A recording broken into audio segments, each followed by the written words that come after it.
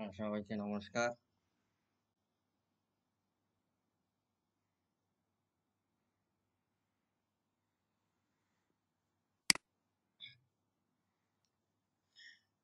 সবাইকে নমস্কার। আমি আজকে শ্রীমদ্ ভগবদ গীতা ৪র্থ অধ্যায়ের ১৪ নম্বর শ্লোক, যে চাতুর্বর্ণ মায়া সৃষ্টং গুণ কর্ম বিভাগস্য তস্য তস্যারপি মাম বিদ্ধি অক্ষত্রম অব্যয়ম। যে মানুষের গুণ ও কর্ম অনুযায়ী যে তার বর্ণ যে নির্ধারণ হয়, সেটা আমি অত্রি সংহিতার মাধ্যমে প্রমাণ করে দিব, এবং সেটা আমি প্রমাণস্বরূপ আপনাদের তা যুক্তি খণ্ডন করব। তাহলে আমরা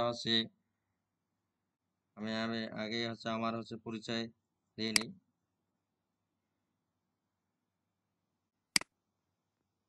যে আমি গীতা সাধক জগদীশ চন্দ্র রায়।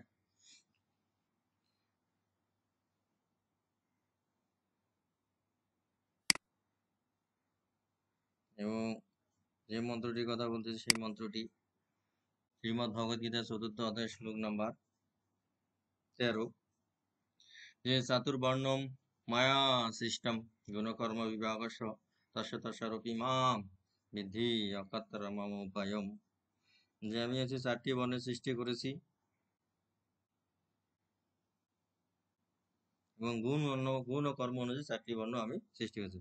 যে বর্ণ চতুষ্ট হয়, গুণ ও কর্মের বিভাগ অনুসারে আমি সৃষ্টি করিয়াছি বটে, কিন্তু আমি ইহা সৃষ্টিকর্তা হইল আমাকে অকর্তা এবং বিকার রহিত বলিয়া জানিবি।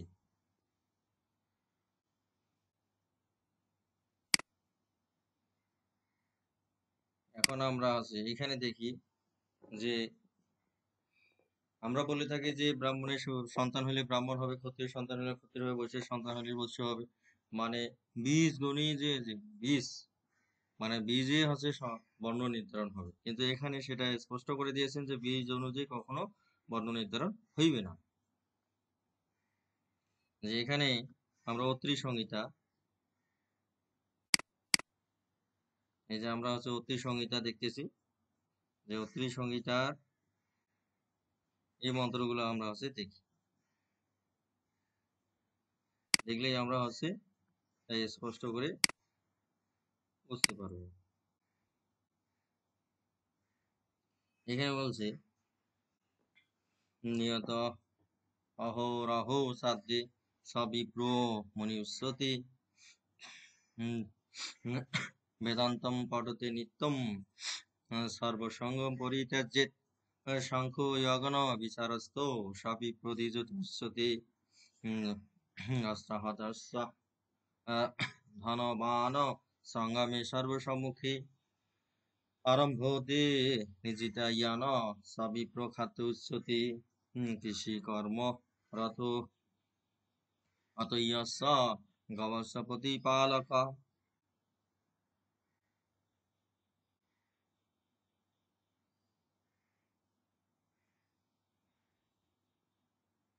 এখানে বলছে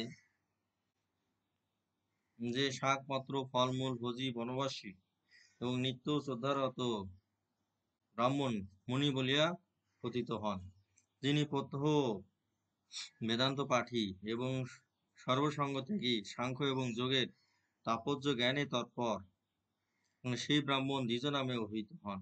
যিনি সমর স্থলে, মানে সমরের যুদ্ধস্থলে, সমরস্থলে সর্বসম্মুখে আরম্ভ সময়ই ধনুদিগের অস্ত্র, মানে বিভিন্ন ধরনের ধনু বা বিভিন্ন অস্ত্র, ধনুদিগের অস্ত্র দ্বারা আহত এবং পরাজিত করেন সেই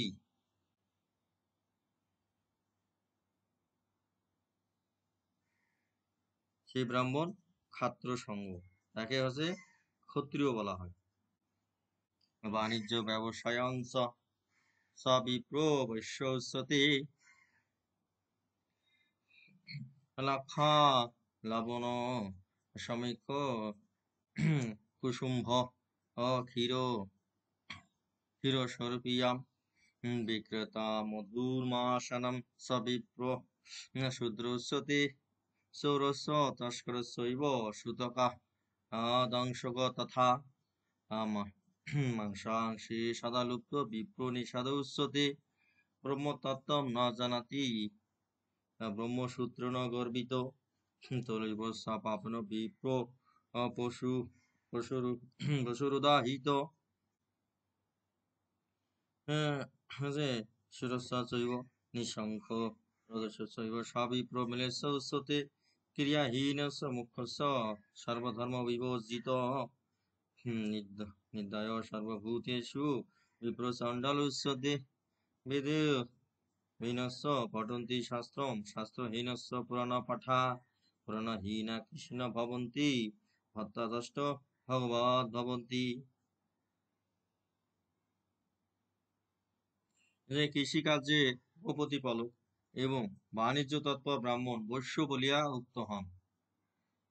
যে কৃষিকাজ করবে, গো প্রতিপালন করবে, বাণিজ্য তৎপর ব্রাহ্মণ হচ্ছে বৈশ্য বলিয়া উক্ত হন, সে হচ্ছে বৈশ্য হবে। যে হচ্ছে লক্ষা লবণ এবং কুসুম্ভ দুগ্ধ এবং ঘৃত মধু এবং মাংস বিক্রয় করে, সেই ব্রাহ্মণ হচ্ছে শুদ্ধ বলিয়া নির্দিষ্ট। এবং চোর তস্কর বলপূর্বক হচ্ছে পরধরহারি সূচক, যে কুপরামর্শ দ্বারা দংশক মানে কূটভাষী সর্বদা হচ্ছে মৎস্য মাংসলোভী ব্রাহ্মণ নিষাদ বলিয়া কথিত হন। যে ব্রাহ্মণ বেদ এবং পরম তত্ত্ব কিছুই জানে না, অথচ কেবল যজ্ঞ বিবিধ বলে অতিশয় গর্ব প্রকাশ করেন, এই পাপে সেই ব্রাহ্মণ পশু বলিয়া খ্যাত হন। এবং নিঃশঙ্ক ভাবে কূপ তগা সরব আরাম উদ্ধ করেন, সেই ব্রাহ্মণ হচ্ছে ম্লেচ্ছ বইয়া কথিত হন। ক্রিয়াহীন মূর্খ সর্বধর্ম রহিত সকল প্রাণীর প্রতি নির্দয় ব্রাহ্মণ চণ্ডাল বলিয়া কথিত হন। বেদ অধ্যয়ন কিছুই জানে না, জানিলে শাস্ত্র অধ্যয়ন করেন, তাহা নিষ্ফল হইলেও পুরাণ পাঠে এবং পূর্ববত তাহাতে অকৃত কার্য হইয়া কৃষিকর্মে রত হন, তাহাতেও বিফল মনোরথ হইলে ভগবৎ ধর্ম অবলম্বন করেন।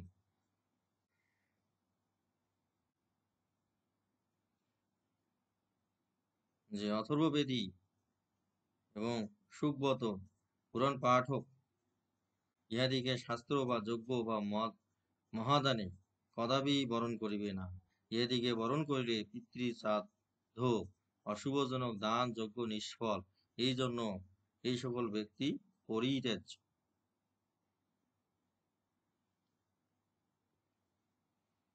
তাহলে আমরা হচ্ছে দেখলাম যে অনেকে হচ্ছে গর্বের সহিত বলে যে ব্রাহ্মণের সন্তান ব্রাহ্মণই হবে, ক্ষত্রিয়ের সন্তান ক্ষত্রিয় হবে, কিন্তু ক্ষত্রিয় সংহিতায় সেটি স্পষ্ট করে দিয়েছেন